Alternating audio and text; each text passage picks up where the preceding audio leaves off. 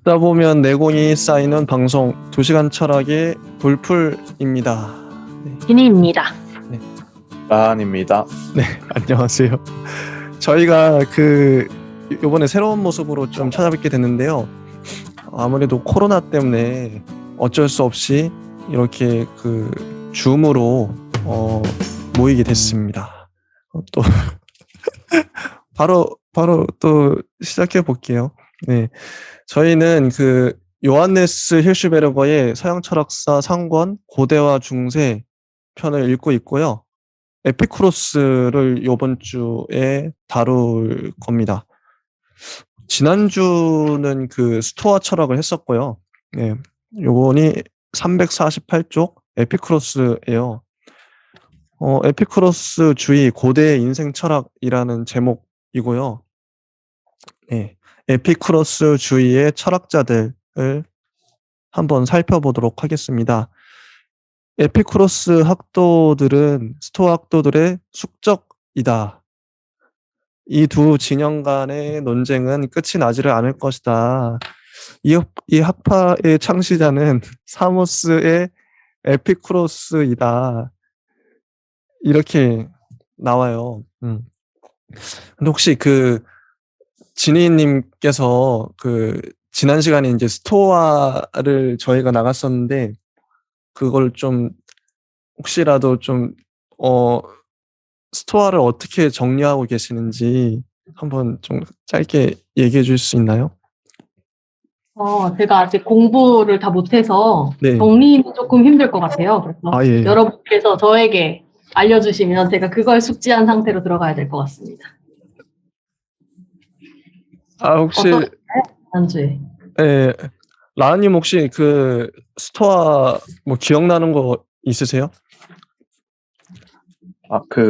저는 다른 거는 다 기억이 안 나는데 예전에 소크라테스가 비판했던 그때 이름을 찾아보려 했는데 까먹었어. 근데 그게 닮았다 그것만 기억 나가지고 반복되는구나. 예. 이런 느낌으로 그것만 기억하고 있어요. 예, 좋습니다.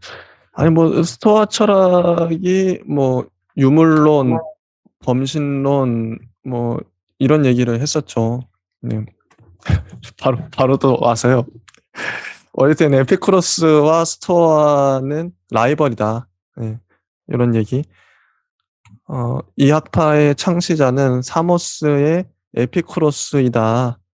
그의 스승은 데미크로투스 학파의 나우시 파네스였다고 해요. 데모크리토스 학파, 요거 처음에 다뤘었죠. 이 학파는 원자론에서 파생되어 나왔는데 이런 사실이 이 학파 전체의 중요한 점이다. 이 학파는 에피쿠로스가 기원전 306년 아테네에 있던 자기의 정원에서 시작했다. 혹시 원자론이 뭔지 혹시 기억나시나요? 원자론 때도 아마 효주님 혼자 방송하셨죠? 예. 제가 아마, 예. 그래서 원자론이라는 게 만물이 원자들의 뭐 조합으로 이루어져 있다. 레고 생각하시면 편할 것 같고요. 그리고 이 에피쿠로스 학파는 아테네에 있는 자기의 정원에서 시작을 했다고 해요. 예. 그래서 에피쿠로스 학도는 정원 출신의 사람들이라고 불리게 되었다. 그죠? 근데 왜 정원인가? 가든이잖아요. 정원에 대해서 좀 생각을 해보면 아마 좀 하는 도가적 기질 아닐까, 이런 생각을 좀 했습니다. 자연에 관하여 이런 책 우리 앞서서 아리스토텔레스랑 플라톤 하면서 얘기 계속 했는데 저는 예. 그게 네, 맞습니다. 그래서 에피쿠로스 이 창시자의 사람됨이 이 학파에서 생겨난 방법이나 이론 이상으로 전체의 핵심을 이루고 있다. 에피쿠로스는 섬세하고 고귀하며 매력적인 인물이었다. 사람들은 그가 욕심이 없고 온화하며 선량했다는 것과 우정을 깊이 이해하고 있었다는 것을 기린다. 이런 식으로 이제 캐릭터 설명이 나오는데요. 전 요게 좀 아쉬웠던 게, 뭐 소설도 그렇고 영화도 그렇고 캐릭터성을 묘사하는데, 이건 단순하게 뭐 이제 뭐 성격 묘사, 뭐 이게 섬세하고 고귀하며 뭐 매력적인 인물이었다 이런 거 말고 어떤 구체적인 사건으로 에피쿠로스를 묘사해 줬으면 더 좋았겠다. 이런 좀 아쉬움이 있어요. 이건 좀 세련되지 못한 방법이죠. 저자분한테 좀 불만이 어쨌든 그랬고요. 그리고 300권을 넘는다고 하는 그의 저서들 중에서 아직도 남아있는 것은 단편들 뿐이다. 요거 되게 충격적입니다. 저서가 300권이면은 상당히 많은 건데요. 그 중에서 뭐 단편밖에 안 남았어요. 한 권도 안 남았다는 말이죠. 요거 어떻게 생각하시나요? 왜 그럴까요? 혹시 좀 고민해 보신 분이 있으신지. 저는 네. 부분에서 그냥 제 개인적인 의견은 자연주의라고 하잖아요. 예. 당시에 이제 신이 탄생한 시기인데 자연주의는 가장 배척되는 이론이지 않을까. 그래가지고 실제 중동에서 신이 탄생했던 중동 지역에서 많은 신들이 악마가 됐듯이, 그래가지고 이런 그 도서관들도 없어진 이유도 비슷하고, 이슬람에 의해서 그 알렉산드로 도서관이 없어진 이유도 비슷해서, 그래서 이렇게 된 게 아닐까라고 개인적으로 생각해 봅니다. 아, 일리가 있네요. 예, 지니님은 어떻게 보시나요? 그러게요. 저는 무슨 일이 있었나 이런 생각부터 떠오르는데 어땠는지는 또 읽어봐야 알 것 같습니다. 네. 아니 이게 300권이라 그러면 이게 의도적으로 소실해버린 것일 수도 있겠다. 이런 좀 추측이 되거든요. 당시에 이제 그 첫 줄 우리 보면 에피쿠로스 학도들은 스토아 학도들의 숙적이다. 요 문장이 좀 실마리가 될 것 같은데, 제가 최근에 그 두 남자의 철학수다에서 거기서도 이제 이 스토아 학파를 다루기도 하는데 에피쿠로스도 다루고, 거기서 메뚜 씨가 이제 요런 말씀을 하시더라고요. 왜 그때 당시에는 스토아가 주류였고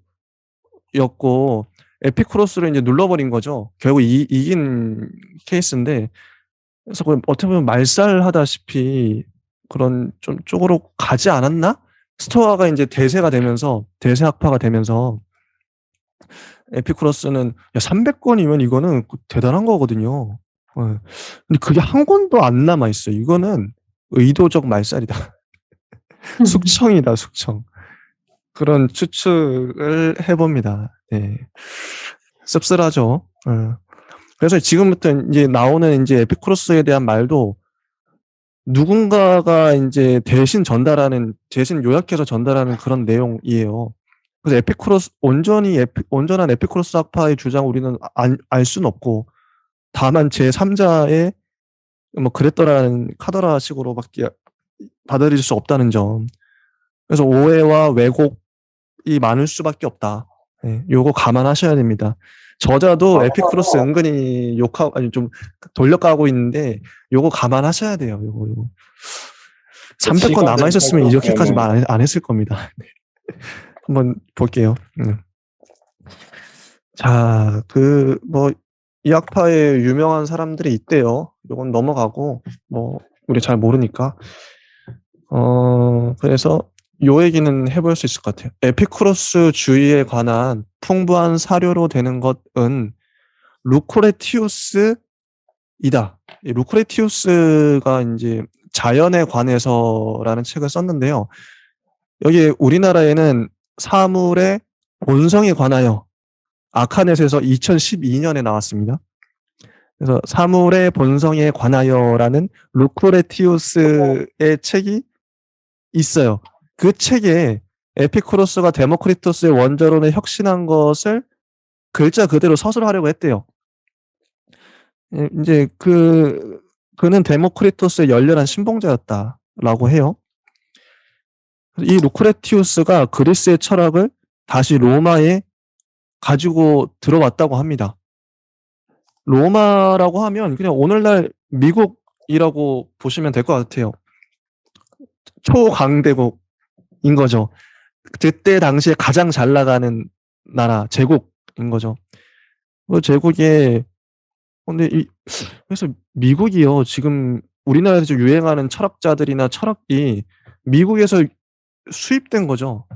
미국에서 떴기 때문에, 미국이라는 초강국에 의해서 유명하기 때문에 우리나라 학계도 받아들인 그런 셈인데, 미국에서 유행하면 다 이제 우리나라로 오는 거예요. 뭐 거기서 다 교수님들도 공부했으니까. 그런 걸 좀 생각하면 될 것 같아요. 네. 그래서 루크레티우스가 그리스의 철학을 다시 로마에 가지고 들어왔다. 에피쿠로스 주의는 로마에 뛰어난 사람들, 뭐 베르길리우스, 마이케나스, 호라티우스, 아우구스투스 같은 사람들에게 뭐 영향을 줬나 봐요. 네. 여기까지가 이제 에피쿠로스 철학자들에 대한 이야기입니다. 자, 혹시 두 분 뭐 하실 말씀이 있으신지 요 부분 관련해서. 네. 조금 더 읽어봐야 되지 않을까요? 예, 좋습니다. 네, 쭉 근데 읽어나가면 좋을 것 같아요. 오늘 인터넷을 하다 보니까 제가 지금 마이크가 딜레이가 있어가지고 말을 빠르게 하려면은 이거 이어폰을 떼고 말해야 돼요. 근데 이어폰을 끼면은 말이 엄청 느려져요, 지금. 자, 일단은 해볼게요. 자, 350쪽의 논리학이에요. 소제목은 인식의 기원과 의미입니다. 논리학은 규준학이라고도 불린다고 해요. 규준이라 그러면 기준이겠죠. 왜냐하면 논리학은 올바른 인식을 위한 척도, 규준을 제공해주기 때문이다.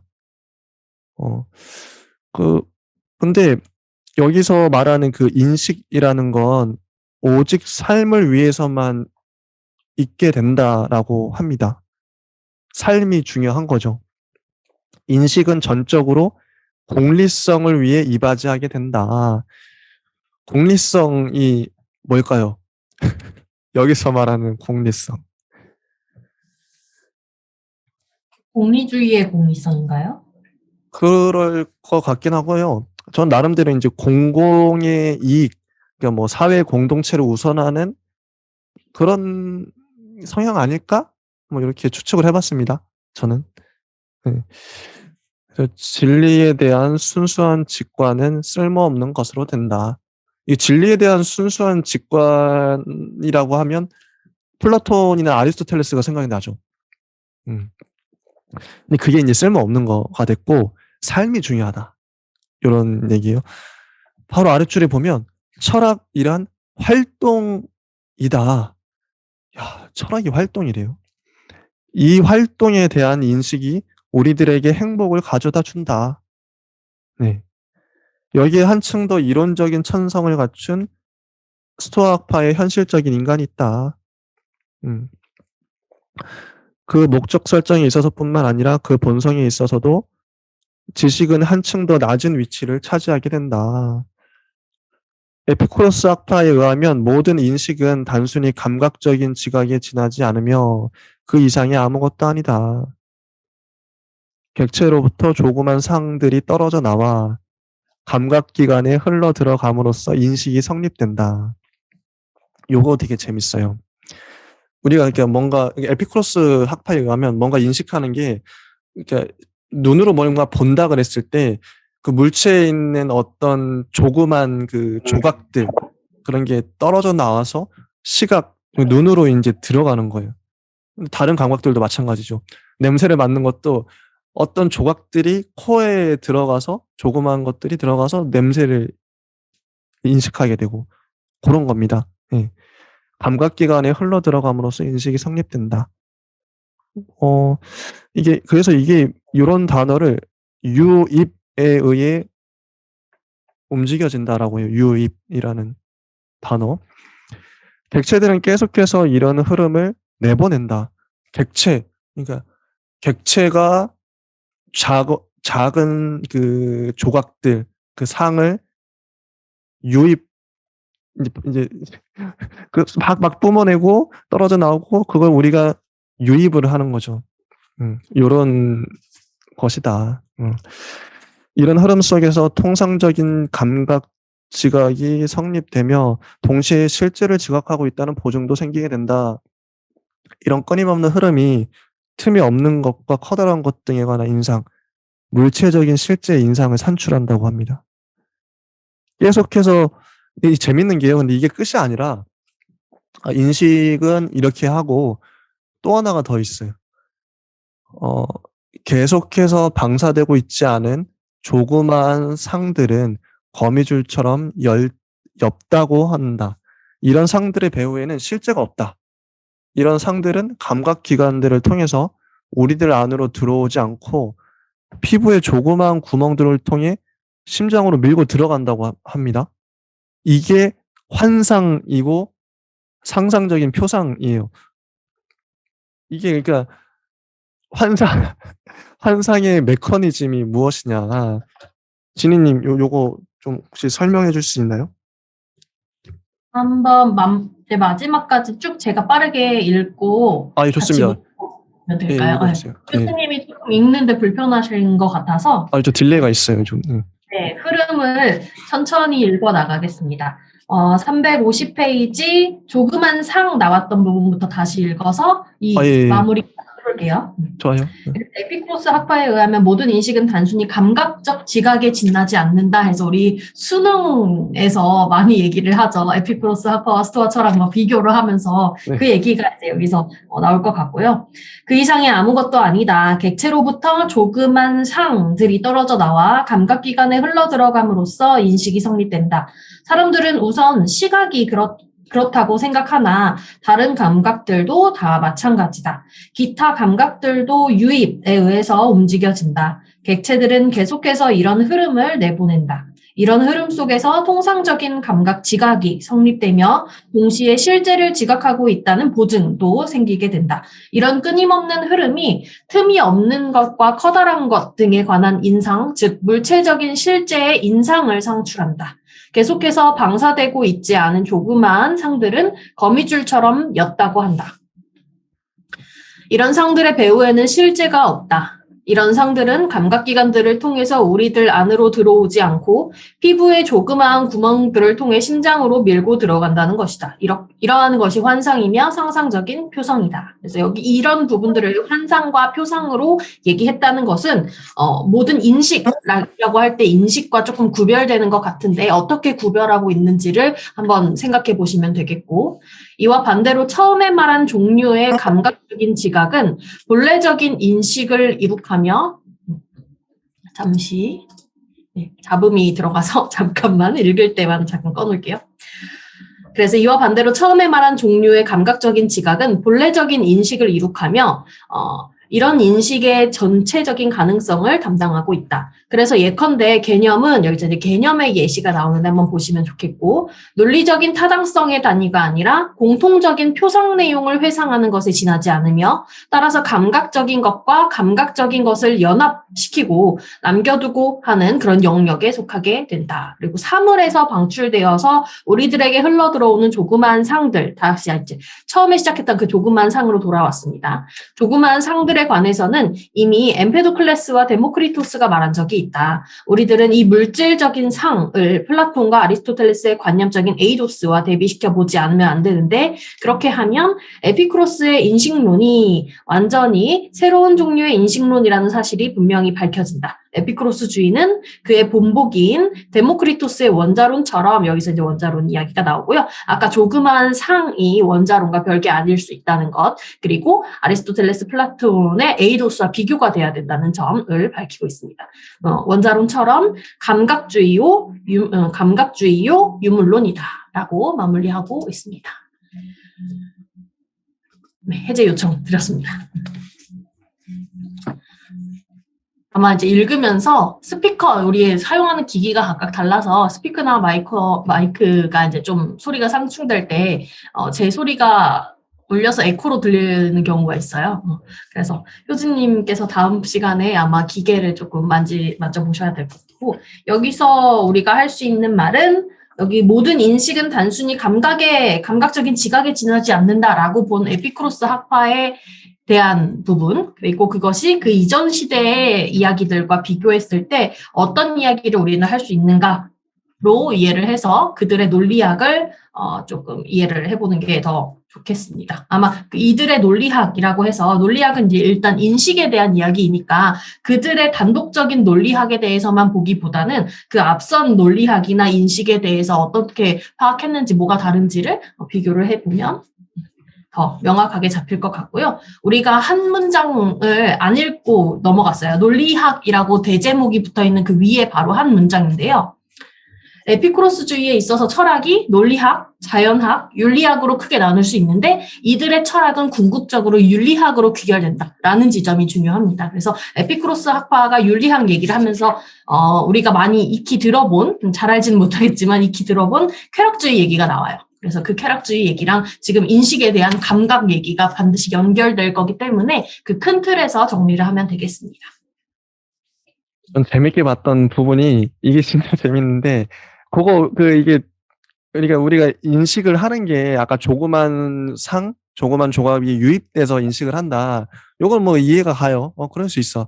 근데 두 번째, 환상이나 상상적인 표상을 우리가 어떻게 받아들이냐?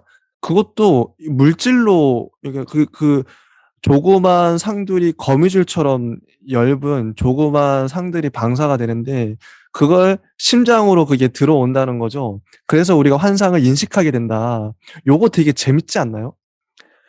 그러니까 그러니까 우리 안에 뭐 환상, 상상 이런 것도 그러니까 우리 머릿속에서 만들어내는 게 아니라 그게 이제 외부의 물질로부터 우리 안으로 유입된다는 거잖아요. 어쨌든 그러니까 우리 스스로 정신이 막 이렇게 만들어내는 게 아니라 어떤 그 물리적인 어떤 실제가 있어서 그게 우리 안에 들어왔을 때 우리가 상상이든 환상이든 할 수가 있다. 요거 되게 새로운 주장인데 요거 어떻게 보셨나요? 되게 궁금하네요. 두 분은 어떻게 보셨나요? 라한님은 혹시 어떻게 보셨나요? 저는 원래 작은 부분으로 여러 가지 상상을 많이 했었던 사람으로서 그 상상이 어떻게 만들어질까는 사실 생각해보지 않았는데, 사실 답은 없잖아요. 그래도, 그럴 수도 있겠다. 이렇게 생각도 들면서, 그러니까, 이렇게 의견이 들 수도 있겠다. 뭔가 괜히 반감 가지는 마음 반 정도 또 든 것 같습니다. 진희님은 어떻게 보셨는지. 저는 인식이 그냥 이루어진다기보다는 우리가 뭐 아리스토텔레스 할 때는 그런 부분을 계속 좀 지켜줬잖아요. 우리가 이미 알고 있는 부분, 그리고 그것에 대한 상기, 그리고 우리가 생각하고 이미 알고 있는 부분에 대한 어떤 여러 가지 형태의 좀 신격화된 그런 개념들을 많이 익혔는데 여기서는 그보다는 훨씬 감각 쪽에 방점이 찍혀 있는 것 같아서 그 부분이 조금 더 재밌었습니다. 네, 좋습니다.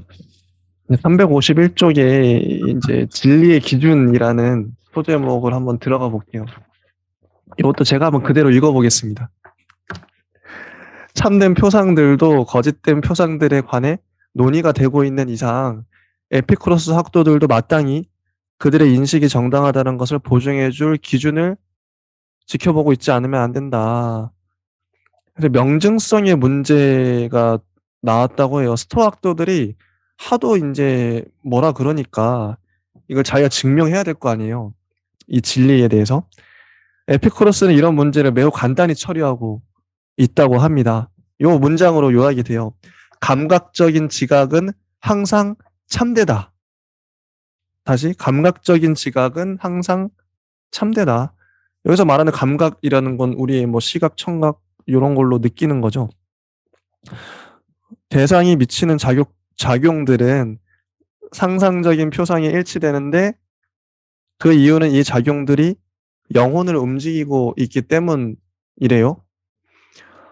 이 말은 모든 감각적인 지각의 진리는 감각의 심리학적인 현실에 성립되며 그것도 꼭 거기서만 성립된다는 뜻이래요. 우리들의 인식의 논리적 존재론적인 진리는 어떤 다른 것, 즉 우리들의 판단과 독단적인 생각에 달려 있다. 그래서 처음으로 오류가 생길 가능성이 생기게 된다고 해요. 아리스토텔레스의 인식론은 감각적인 것에 관해서 결단을 내리는 규범을 가지고 있으나 에피쿠로스 학도들의 감각주의는 그런 것을 모르고 있다. 그래서 에피쿠로스 학도들이 이미 말해진 판단의 진리를 확정하기 위해서는 현실이 이 판단들을 확증해 주느냐, 확증해 주지 않느냐, 또는 적어도 이 판단들이 모순되느냐, 모순되지 않느냐 하는 것을 살펴보지 않으면 안 된다고 말한다면 이런 말은 일종의 피상적인 농담에 지나지 않는다. 왜냐하면 그렇게 말함으로써 바로 문제되고 있는 바의 것이 전제로 삼아지고 있기 때문이다. 만약에 인식 전체가 감각적인 것에 불과하고 또 감각적인 지각이 기껏해서 상상적인 표상에 지나지 않는 것이라고 한다면 다른 감각적인 지각들을 감시해야 할 지각 자체가 과오를 범하지 않는다고 하는 것을 누가 보증할 수 있단 말인가. 다른 감각적인 지각들을 감시해야 할 지각도 역시 자체에 대한 감시가 필요하게 되며 또 다른 것은 그 자체를 감시해야 할 필요가 있게 되는 식으로 계속된다. 그러나 모든 감각적인 지각에서 인정되는 진리는 아무런 소용도 없다. 왜냐하면 이런 진리는 의심할 나위도 없이 심리적인 현실 이외의 아무것도 아니기 때문이다. 에피쿠로스의 체계에 있어서의 규범학은 전적으로 잘못된 것이다. 이 저자의 판단이 나왔죠. 그리고 모든 철학의 기본이 되고 있는 진리의 문제에 대해 에피쿠로스가 취하고 있는 태도는 너무나 조잡하다. 조잡하다 이렇게 나와요. 단정을 짓고 있죠. 그 밖에도 이런 조잡스러움은 그의 사고 전체에 잘 나타나 있다. 이렇게 끝나버립니다. 이 논리학에 대한 설명이. 이거 어떻게 생각하세요? 솔직히 좀 저는 이게 좀 이 힐슈베르거가 너무 좀 단편만 보고 성급하게 결론 내리지 않았나 이렇게 좀 보는데요. 어떠신가요? 조잡하다 이런 건데 피니님은 어떻게 보세요? 저는 그냥 읽었습니다. 왜냐하면 스토아 학파를 제대로 공부를 안 했기 때문에 에피쿠로스 학파로 돌아가는 느낌이었어요. 스토아 학파랑 비교를 하고 그리고 또 원자론하고 비교를 하는 그런 느낌으로 읽어서 에피쿠로스주의가 말하고 있는 바는 저는 좀 명확한 것 같아요. 원자론과 비슷한 얘기를 하고 있는 것 같고 우리 아리스토텔레스나 그 스토아 학파 아직 읽진 않았지만 스토아 학파는 관념적인 얘기 그 부분을 지켜줬잖아요. 그래서 종교에 대한 이야기도 있고 영혼에 대한 이야기도 그들이 이제 말하고자 하는 바가 있었는데 여기 에피쿠로스주의에서는 그런 요소들까지도 전부 다 이제 물질로서 또는 물질이라고 말할 수 있는 그 감각적인 어떤 경험으로서 얘기를 하고 있기 때문에 그 부분이 좀 차이구나라고 저는 느꼈습니다. 아니 그러면 이 저자의 비판 그 에피쿠로스 체계에 있어서 규범학은 전적으로 잘못된 것이다. 그리고 에피쿠로스의 태도는 너무나 조잡하다. 이 조잡스러움이라고 했는데 요거에 동의하십니까? 모르겠어요. 뭐 근거가 와서 그렇다고 하면 따라가야 하지 않을까. 왜 그런지를 찾아야 되지 않을까. 라한님은 어떻게 보셨나요?